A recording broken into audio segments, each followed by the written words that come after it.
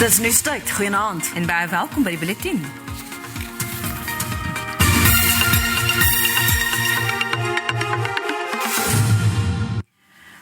President Cyril Ramaphosa se wetteloosheid sal nie goed gepraat word nie. Dit kom na die moord vroeg vanoggend in Diepsloot op 'n Zimbabwiëse burger Elvis Nyati. Nyati is aangeval na die minister van polisie Bekkie Cele se besoek gister, waar inwoners die vinger na buitelanders gewys het vir hoë misdaadvlakke in die gebied. Die groep mense het net na 10:00 by Elvis Nyati se huis opgedaag en vir die inwoners se paspoorte gevra. Hy is uitgesleep en met klippe gestenig voor hy aan die brand gesteek is. Ek is baie hartseer. My hart is seer. Hulle het hom uitgebrand. Dit vir 'n R200 wat hy maak om na sy kind om te sien. Nyati se vriend en oud klasmaat moes die barbaarse daad aanskou. Talle bure is gevra om te help om Elvis Nyati se lewelose liggaam te identifiseer. Die land se senior polisiepersoneel was weer vandag in die gebied. There's no situation out of control. Someone has died, police commissioner. Is it not? Yes, the fact that there is somebody who died does not mean the situation is out of control. We have deployment in this area, there are police, and we have made more than 24 arrests of illegal people, immigrants, undocumented people that are in the area. Unfortunate thing happened here where we lost the life. The police, I'm sure they will pursue that and be able to find the culprits. We're having senior detectives here who has put quite a top team to pursue this, but not only this and other cases that have taken place here at Diepsloot. President Cyril Ramaphosa het die moord veroordeel. We are continuing to keep a very close eye and also engaging with various members of the community, because we don't want that situation to turn into an ugly one. So we're consulting on all sides, people who live there in Diepsloot, and also listening very closely to their concerns, but we will not condone any criminality. Cele is weer môre terug in Diepsloot na die gemeenskap se ongelukkigheid oor die hoë vlakke van misdaad in die gebied. President Ramaphosa het intussen sy diepe kommer uitgespreek oor die gevolge van die konflik in Oekraïne.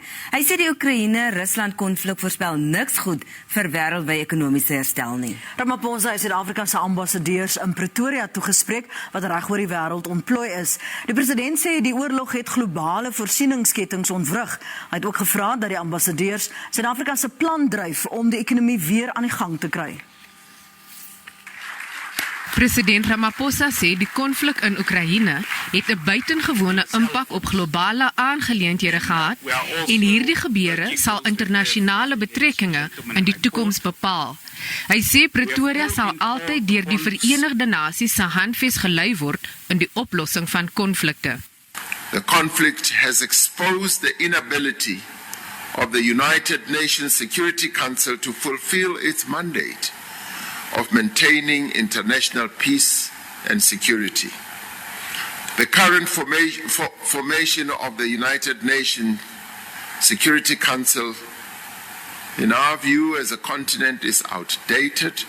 Pretoria se topdiplomaat het dubbele standaarde betreur wat blootgelê is sedert die Oekraïne-konflik begin het. Minister Naledi Pandor sê ander internasionale regoortreders soos Israel is nie vir hul sondes in Palestina gestraf nie. We, along with other non-aligned countries, have sought to assert our independence from the power games of the wealthy nations. Suid-Afrika se ambassadeur in Oekraïne, Andrei Groenewald, het sy ervaring van die konflik gedeel.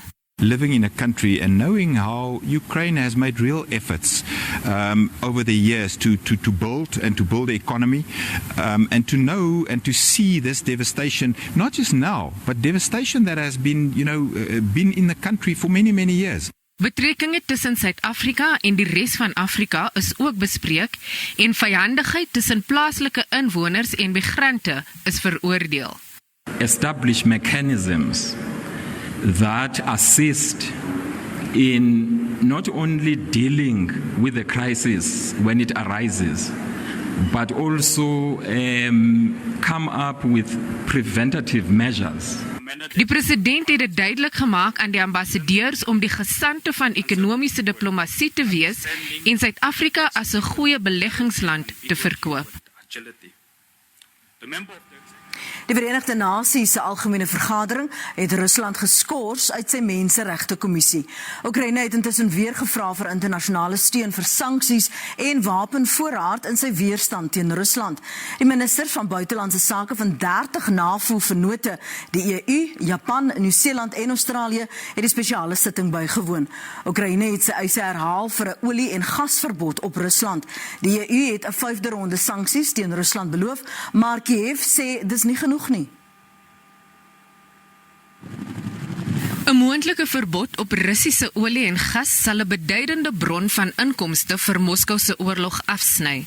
Maar dit sal ook Europa se ekonomie tref en gaspryse opstoot. Die EU het gesê dat 'n 5de pakket EU-sanksies wat 'n verbod op steenkool insluit, teen môre van krag sal wees. Maar Oekraïne sê dit is nie genoeg nie. I think the deal that Ukraine is offering is fair. You give us weapons, we sacrifice our lives, and the war is contained in Ukraine. This is it. Duitsland is aangemoedig om onmiddellik 'n energieverbod op Rusland te ondersteun en om wapens aan Oekraïne te lewer. Die Oekraïense president het sonder omhaal verdere sanksies geëis en gevra vir 'n volledige verbod op die uitvoer van olie en gas. Sommige politici is steeds nie in staat om te besluit hoe om die vloei van petrodollars en olie-euros na Rusland te beperk nie, om nie hulle eie ekonomie in gevaar te stel nie. Maar dit is hoekom mense politiek betree, om take soos hierdie moeilike take vinnig en fundamenteel op te los. Intussen het die Amerikaanse president Joe Biden gesê, Rusland is verantwoordelik vir oorlogsmisdade, etlike dae na die ontdekking van burgerlikes wat op kort afstand in die Oekraïense dorp Bucha, noord van Kiev, doodgeskiet is. Rusland ontken die aantuigings. Die Pentagon het ook gesê dat Oekraïne die oorlog teen Rusland kan wen, al is dit 'n uitgerekte konflik. Before I turn to my main remarks, I'd like to have to briefly address the horrifying reports of the atrocities taking place in Ukraine and the steps the United States is taking to respond in close coordination with our allies and our partners. Die VSA het weermagtanks en gevegsvoertuie na Pole via Denemarke gestuur. Die land sê, vir die volgende 9 maande sal hulle gebruik word om ontplooiing van 'n Amerikaanse panserbrigade in Europa te ondersteun.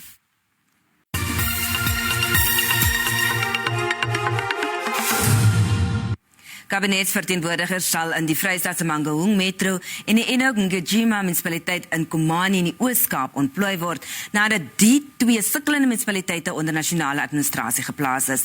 Die Vrystaatse regering het Mangaung, wat lank reeds geldelike en diensleweringsmislukkings ondervind, 3 jaar gelede onder administrasie geplaas. Die Ngijima munisipaliteit het berigtheid verwerf nadat 15 miljoen rand van belastingbetalers geld vermors is op 'n sportterrein met swak infrastruktuur. 'n multidissiplinêre span kundiges sal hulle bystaan. 2 wetenskapenaars doen hulle deel om hulpelose Oekraïners sowel as diere wat deur die konflik in die land geraak is by te staan. Natalia Venter is 'n Oekraïner wat met 'n Suid-Afrikaner van Mosselbaai getroud is, terwyl Mark Ward 'n dierehawe in Bonnievale bestuur. Albei het met SABC nuus gepraat oor die werk wat hulle te midde van die konflik daar doen. Ten spyte van die konflik staan die 2 Weskapenaars mense en diere in Oekraïne by. Venter is sedert laat verlede jaar in Oekraïne, nadat sy by haar gesin gaan kuier het. Haar man het beplan om later by haar aan te sluit, maar toe breek die konflik uit. Sy staan nou die humanitêre hulporganisasie Gift of the Givers by. What can I say to you about the situation in my country? It is horrible. It is really, really horrible. Russian military continue attack and bombed my city and villages. they continue to bomb my country. A lot of city, a lot of villages without electricity, without water. People are struggling with food and medicine. A lot of family become homeless. They're separated. A lot of children become orphans. We need help. We really need help.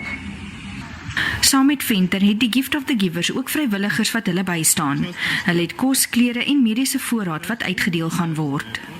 To have Natalia Venter leading the intervention inside the country, organizing other fellow Ukrainians in different cities, has been an incredible experience. Step by step, we moved into critical cities and into hotspots. And as we carried on distribution, we got partnered by Smart Angels, a group with 70 vehicles who are getting assistance from Europe, but who needed fuel to fund those trucks coming from Europe and to move their vehicles from the Ukrainian border all over inside Ukraine. Diereliefhebber Mark Ward is sedert verlede maand in Oekraïne. Hierdie is een van die honde wat ons gered het.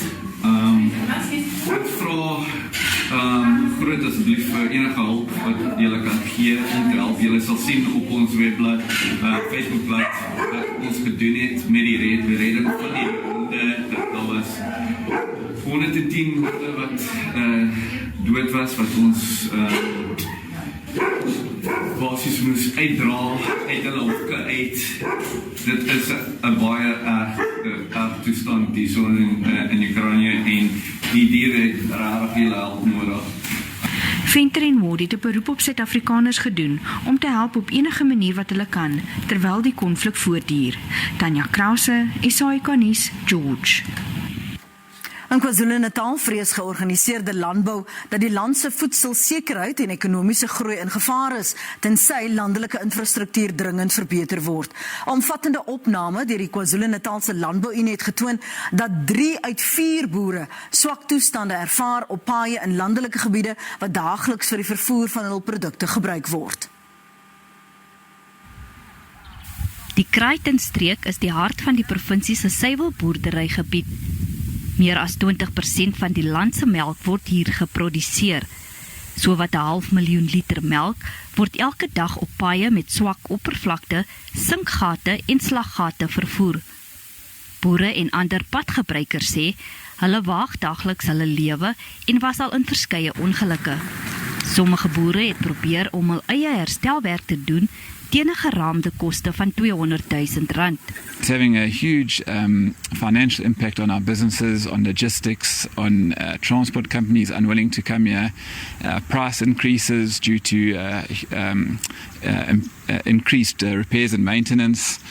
The socio-economic impact is even probably greater because we have a huge mass of local communities around us that rely on all of these farms for jobs and job security, and they're struggling to get to work, they're struggling to, taxi fares are increasing. Boere in alle landbousektore, opkomende, groot en klein, word geraak. The poor road conditions on farmers, it causes a negative impact, more especially on small-scale farmers. When they're supposed to transport their produce from the farm to the marketplace, it becomes difficult. It must be remembered that our smallholder farmers, they don't have big machinery, they don't have 4x4s, so they are struggling really. Their produce become rotten from the farm. Die vakbond het gevra vir dringende ingryping deur alle regeringsdepartemente. Panali would wish to see some solid engagement taking place, some sound interventions by both municipalities and the department, the MEC for Transport. We have requested a meeting with both the MEC and the department. We're still waiting for them to confirm a date with us. But in the meantime, we'll continue. And some of those interventions, yes, will include obviously higher level conversations, but more importantly, those local level conversations that need to take place. Because let's be frank, at the end of the day, the producers that are producing in those local areas know just what their needs are. And if we need to ensure food security in this country, we will need to address our rural infrastructure. Agri SA sê, hy sal die bevindinge van die opname aan die presidentsie en die beleggings- en infrastruktuurkantoor in die presidentse kantoor voorlê. Hulle het ook 'n beroep op die regering gedoen om hierdie kwessie as 'n saak van dringendheid te pak. In reaksie sê die departement van vervoer in KwaZulu-Natal, die provinsie bly verbind tot die instandhouding van padinfrastruktuur en het boere versoek om saam met die departement te werk om die herstelwerk aan die paaie wat noodsaaklik is vir die beweging van landbouprodukte te bespoedig.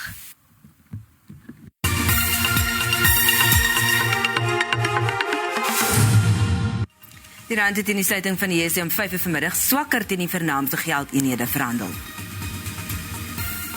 Die JSE se indeks van alle aandele het laer gesluit. Die prys van goud en platinum was teen die sluiting van die JSE hoër en die prys van Brent ruolie laer. En op die JSE termynmark het die pryse van landbougewasse vir lewering in Mei gedaal. Witmielies is R4 per ton goedkoper en koring is R50 per ton duurder. Sonneblom is R197 per ton goedkoper en soja het met R8 per ton gedaal.